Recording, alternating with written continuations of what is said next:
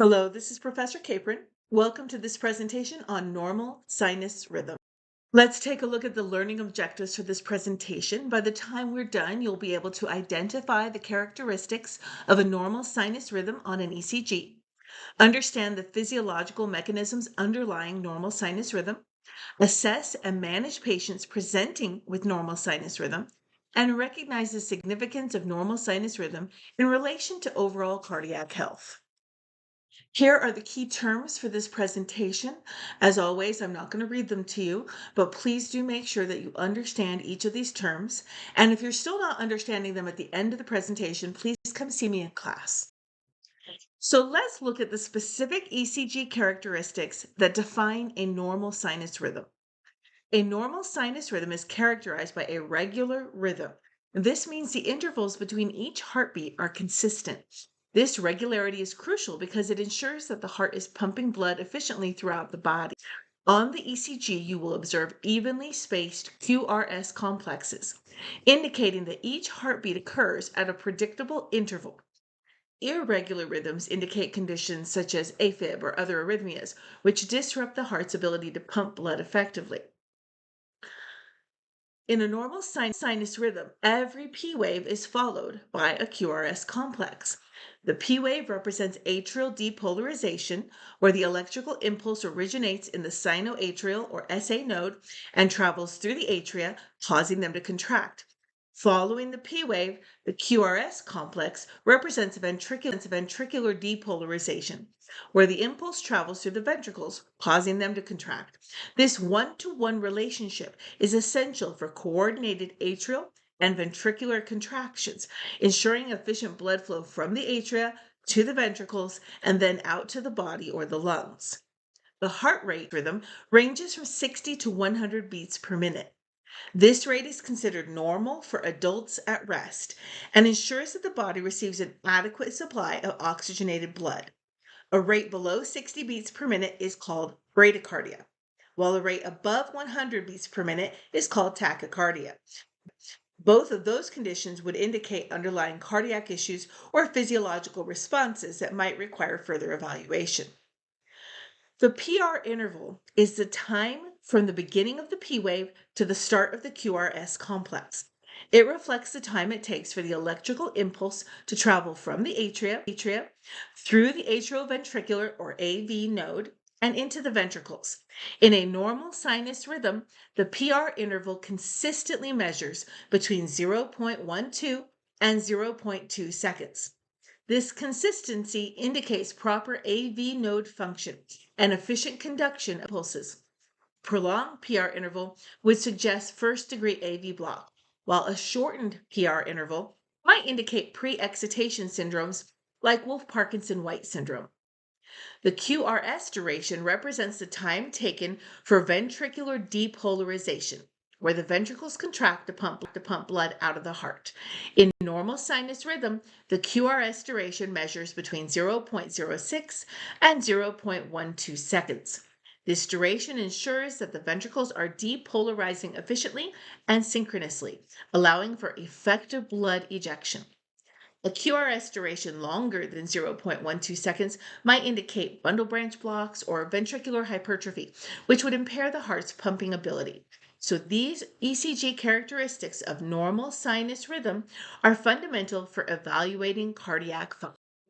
Now let's look at the physiology that causes a normal sinus rhythm. Understanding the pathway of electrical impulses through the heart and their effects on cardiac function is crucial for understanding how normal sinus rhythm is maintained and why it is so important for efficient cardiac performance.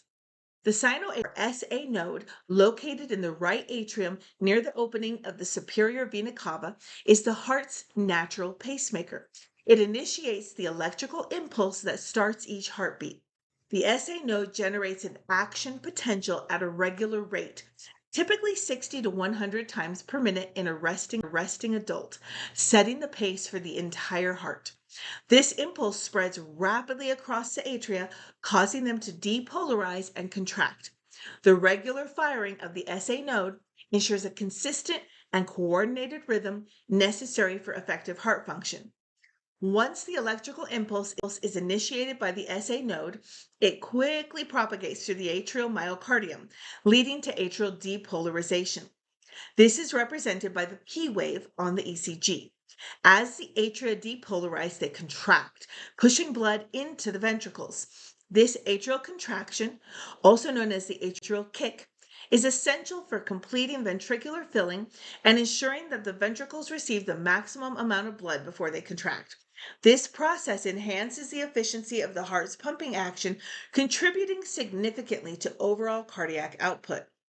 The atrioventricular or AV node, located at the junction of the atria and ventricles, receives the electrical impulse from the atria. The AV node serves a crucial function by delaying the impulse slightly before it passes into the ventricles. This delay, represented by the PR interval on the ECG, ensures that the atria have enough time to contract fully and empty their blood into the ventricles. By providing this necessary pause, the AV node allows for optimal ventricular filling, which is vital for maintaining adequate cardiac output and effective circulation. After the delay at the AV node, the electrical impulse travels rapidly through the bundle of His, which is a specialized conduction pathway that splits into the right and left bundle branches. These branches run along the interventricular septum and extend into the right and left ventricles respectively. From the bundle branches, the impulse is conducted through the Purkinje fibers, which spread throughout the ventricular myocardium. This rapid conduction system ensures that the ventricles depolarize simultaneously, leading to a coordinated and forceful contraction. Ventricular depolarization and subsequent contraction are represented by the QRS complex on the ECG. This process is crucial for propelling blood out of the heart.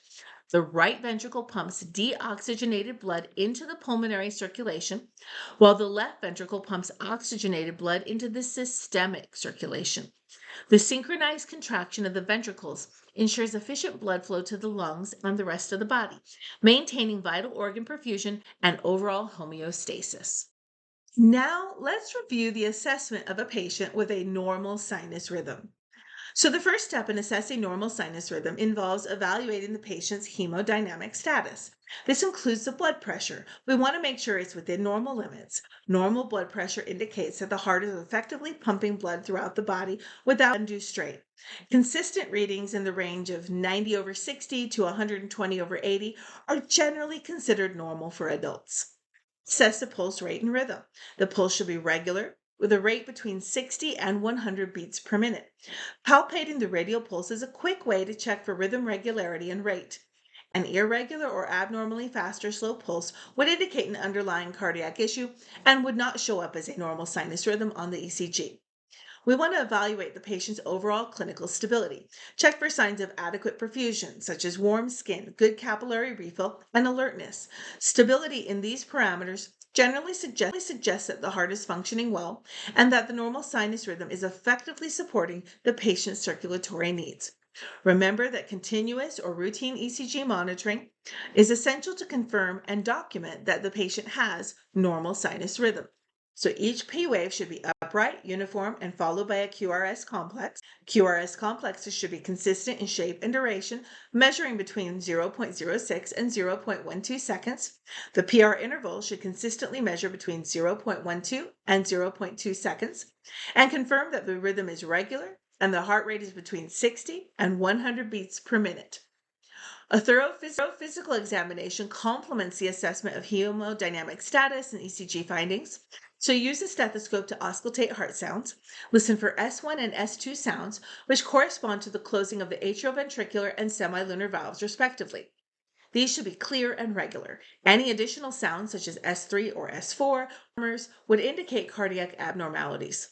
Check peripheral pulses, particularly your radial and your dorsalis pedis pulses.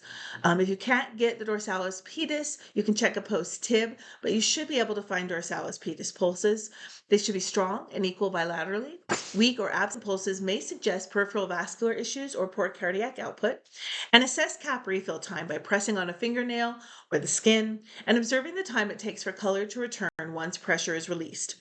Normal capillary refill should be less than 2 seconds. Delayed refill can indicate poor perfusion, which is often related to compromised cardiac output. Let's discuss managing patients with a normal sinus rhythm. If necessary, we may need to continue to monitor ECG checks to make sure that the rhythm remains normal. This is not generally done on a typical healthy patient just walking around, but if they're in for surgery, they're post-surgical, they're in the ICU for any other reason, we're going to want to make sure that this rhythm remains normal. Utilize wearable monitoring devices if needed. This can be helpful for patients who have a history of arrhythmias. Holter monitors or event recorders can provide continuous ECG monitoring over extended periods. This can capture any transient abnormalities that might not be seen during a routine ECG. Ensure accurate interpretation of ECGs to detect any subtle changes that might indicate the onset of cardiac issues. Regular training and updates in ECG interpretation are crucial. Educating patients is a vital component of managing normal sinus rhythm. Key points to cover include diet, emphasize the importance of a heart-healthy diet, encourage all patients to consume a balanced diet rich in fruits, vegetables, whole grains, lean proteins, and healthy fats. Reducing sodium intake can help to manage blood pressure and prevent hypertension, which is a risk factor for cardiac problems. Patients should have regular physical activity because it's essential for maintaining cardiovascular health. Encourage patients to engage in at least 150 minutes of moderate intensity aerobic exercise per week, such as taking a walk, swimming, or cycling. Strength training exercises at least twice a week are also beneficial. Educate patients on the importance of avoiding risk factors that could compromise their heart health. This includes smoking cessation, limiting alcohol consumption, and managing stress. Explain the negative impacts that these factors can have on heart health and overall health. For patients who are on medications for other health conditions, stress the importance of adhering to their prescribed regimen. Non-adherence can lead to complications that could affect heart health. And regular follow-up appointments are crucial for ongoing assessment and management of cardiac functions. These appointments should include comprehensive assessments, including physical exam, review of symptoms, evaluation of any changes in health status. This helps in early detection of any deviations. Perform ECG monitoring during follow-up appointments if the patient has a history of arrhythmias to confirm that the sinus rhythm remains normal. This is very important for patients with a history of cardiac issues. Make any necessary adjustments to the patient's care plan based on the findings during the visits. This might include changes in medication, recommendations for lifestyle modifications, or referrals to specialists if needed. And engage patients in their care. Discuss their progress, address any concerns they might have, and reinforce the importance of adherence to their care plan. This collaborative approach can enhance patient outcomes. So, how would we expect to see a patient present if they're in normal sinus rhythm? Well, they're going to have a heart rate between 60 and 100 beats per minute. Blood pressure should fall within the normal range of less than 120 over 80 millimeters mercury. Stable blood pressure indicates that heart and blood vessels are functioning properly. A normal respiratory rate would be 12 to 20 breaths per minute. This would indicate adequate oxygenation and respiratory function. We want to make sure the respiratory rate is in sync with the cardiac function to support overall physiological balance. Patients in normal sinus rhythm should not experience palpitations. These are felt as a sensation of rapid, fluttering, or pounding heartbeats. The absence of this symptom suggests that the electrical impulses in the heart are following a normal pathway and the heart is beating efficiently. Lack of dizziness is a good indicator of adequate blood flow and oxygen delivery to the brain. Dizziness could signal inadequate cardiac output or arrhythmias that disrupt normal flow, so its absence is reassuring. Absence of chest pain is crucial because chest pain can be a sign of ischemia or other cardiac problems. Patients in normal sinus rhythm should not have any discomfort or pain in the chest area. This indicates that the heart muscle is receiving sufficient oxygen and nutrients. Patients should be able to perform daily activities such as walking, climbing stairs, and light exercise without experiencing shortness of breath, fatigue, or other cardiac symptoms. This reflects a well-functioning cardiovascular system capable of meeting the body's demands. Good exercise tolerance is a hallmark of normal sinus rhythm. Patients should be able to engage in moderate physical activities such as jogging, running, walking, swimming, or cycling without experiencing undue fatigue or cardiac symptoms. This shows that the heart is effectively pumping blood and supporting the increased physical demands. Overall, patients with normal sinus rhythm should have a good quality of life, free from cardiac symptoms. They should not experience any limitations in their physical capabilities or daily activities due to heart-related issues. Let's look at any related conditions and their significance when it comes to normal sinus rhythm. Well, normal sinus rhythm is a primary indicator that the heart's electrical conduction system is functioning properly. This implies that the sinoatrial node, atrioventricular node, and the rest of the conduction pathways are working in harmony to produce a regular beat. When a patient maintains a normal sinus rhythm, it generally indicates there are no underlying cardiac conditions. It shows the heart muscles are receiving appropriate signals for contraction and relaxation. This should lead to efficient blood flow and oxygen delivery throughout the body. This rhythm also reflects efficient cardiac function, meaning the heart is pumping blood effectively without any extra stress or strain. Efficient pumping helps in maintaining adequate perfusion to all vital organs, which is critical for overall health. Now, let's look at preventing any conditions that could disrupt normal rhythm. High blood pressure is a significant risk factor for developing cardiac arrhythmias. So, managing hypertension through medication, diet, and lifestyle changes can help to maintain a normal sinus rhythm. Chronic hypertension can lead to left ventricular hypertrophy and other structural changes in the heart, predisposing individuals to arrhythmias. Coronary artery disease can cause ischemia or infarction, which disrupts the normal conduction pathways in the heart. Preventive measures such as a heart healthy diet, regular exercise, and avoiding smoking can reduce the risk of coronary artery disease. Regular monitoring and management of cholesterol levels and blood pressure is essential. Encouraging a healthy lifestyle that includes balanced nutrition, regular physical activity, adequate sleep, stress management is crucial. Reducing intake of caffeine and alcohol and avoiding illicit drug use can help to prevent rhythm disturbances. Proper management of diabetes is essential, as uncontrolled blood sugar levels can lead to diabetic cardiomyopathy and other complications that affect heart rhythm. Regular monitoring and maintaining blood glucose levels within target ranges can help to prevent such conditions. We should always have regular checkups to maintain normal sinus rhythm. Routine ECGs, if necessary, can help to detect any deviations from normal sinus rhythm early, allowing for timely intervention. Annual checkups or more frequent monitoring for high risk patients are recommended to catch any changes in heart rhythm. Regular checkups should include blood pressure measurements, lipid profiles, and glucose levels. This will help to maintain overall cardiovascular health. These assessments help to identify risk factors that need to be managed to maintain normal sinus rhythm. And follow up care with healthcare providers ensures any emergency health issues are addressed promptly. Patients with a history of cardiac issues should have more frequent follow ups to monitor their condition and make necessary adjustments to their treatment plans. Educating patients about the signs and symptoms of disturbances, such as palpitations, dizziness, or chest pain, can lead to early detection and management. Encouraging patients to report any new or worsening symptoms immediately can help to prevent complications. So, to summarize, we've looked at the characteristics of normal sinus rhythm on an ECG. The rhythm is regular with consistent intervals between the beats. The heart rate is in the range of 60 to 100 beats per minute. Each P wave is followed by a QRS complex in a 1-to-1 ratio. The PR interval is consistently between 0.12 and zero point 0.2 seconds. The QRS complex should be between 0.06 and 0.12 seconds. We've looked at understanding the role of the SA node and the electrical pathway.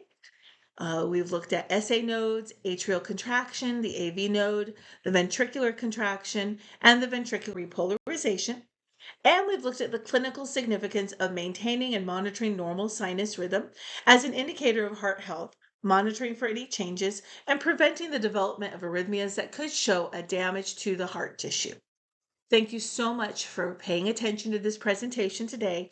Now go on, get out of here and go do some nursey things.